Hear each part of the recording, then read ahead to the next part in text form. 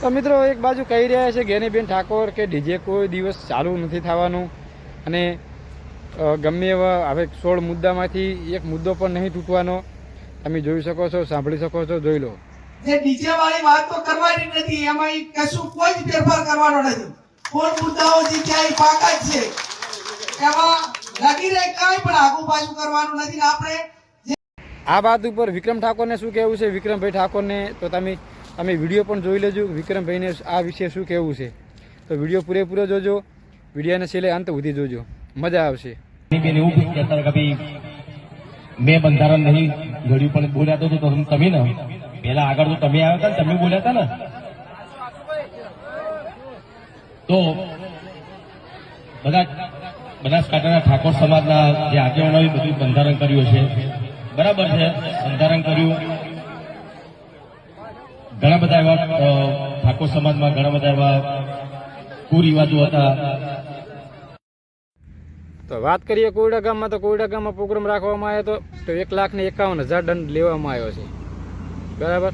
તો મહેરબાની કરીને કોઈ બી વ્યક્તિને ડીજે બીજે રાખવું તો થોડુંક વિચાર કરીને રાખવું, કારણ કે અત્યારે સમાજની અંદર પ્રતિબંધ થઈ ગયો છે ડીજેનો, અને ડીજેનું આપણે ડીજે વગાડવું નહીં, બેઠું ડીજે વગાડવું એવું કહેવામાં આવે છે.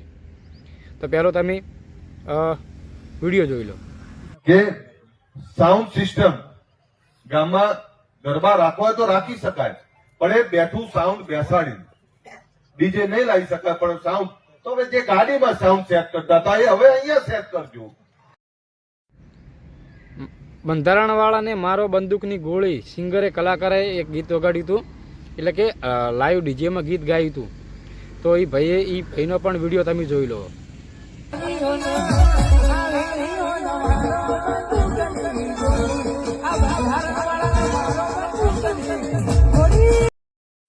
તો આ સમાજમાં યોગ્ય નહીં, કારણ કે આવા કલાકારોને કોણ આવી ફરમાઈશું આલે છે, અને તમને લોકોને શરમું આવી જોઈએ આવા ગીતો ગાતા પહેલાં. કારણ કે બંધારણવાળાને મારો બંદૂકની ગોળી તો કોઈ જ્ઞાનીબેન કોઈ આગેવાને નહીં કરેલું, આખા સમાજ એક થઈને આ બંધારણનું પાલન કર્યું છે. તો વાત કરીએ અર્જુનભાઈ ઠાકોરની. અર્જુનભાઈ ઠાકોર એમ કહી રહ્યા છે કે જેવું અમારી સાથે વર્તન કર્યું એવું બીજા સાથે તમે વર્તન કરજો, કારણ કે મને નાત બારે કાઢવામાં આવ્યા છે. તો અર્જુનભાઈ શું કહી રહ્યા છે પહેલો વિડીયો જોઈ લો, પછી અર્જુનભાઈ વિશે બે શબ્દ હું બોલું. બંધારણ ફક્ત અમારા બે ભાઈ માટે નહીં બન્યું, બંધારણ બધા માટે સરખું રાખો. બંધારણ ખૂબ સારું છે, સમાજ માટે બંધારણ ખૂબ સારું છે. 90% પબ્લિક, મારું ખાલી એટલું જ કહેવું છે કે આ બંધારણ સમાજના હરેક દીકરા માટે સરખું રાખો. ફક્ત અમારા બંને ભાઈ માટે આ નહીં બંધારણ. જે પણ ડીજે વગાડે, જે બંધારણનું પેલું કરે છે, એમને બધાને સજા આપો એમ. તો અને જ્યારે જાબડિયા ગામમાં પ્રોગ્રામ રાખવામાં આવ્યો હતો ત્યારે અર્જુનભાઈને ગબ્બરભાઈને કાંઈ જાણ નથી. અહીંયાના જાણ વગર પ્રોગ્રામ રાખવામાં આવ્યો હતો. તો આપણા એમના જાબડિયા ગામના આગેવાન શું કહી રહ્યા છે એમનો પહેલો તમે વિડીયો જોઈ લો. મારા હાળી નાખો બરાબર. હવે અર્જન ને ગબ્બર તો મારા છોકરા પણ એટલા બધા થોડા ઘમંડ બહુ બોલે, ઘમંડ બહુ બોલે છે. બોલો એક મને એ બોલે છે કે ભેગા હતા, પટાક ખેલ છે, ડુંગરા બધી ભેગા હતા, દારૂડિયો છે. અને સમાજની અંદર લડવાની કોઈ જરૂર નથી, કારણ કે સમાજમાં બહુ વિવાદો ઘણા ઊભા થઈ રહ્યા છે, એકબીજા લડી રહ્યા છે, બરાબર.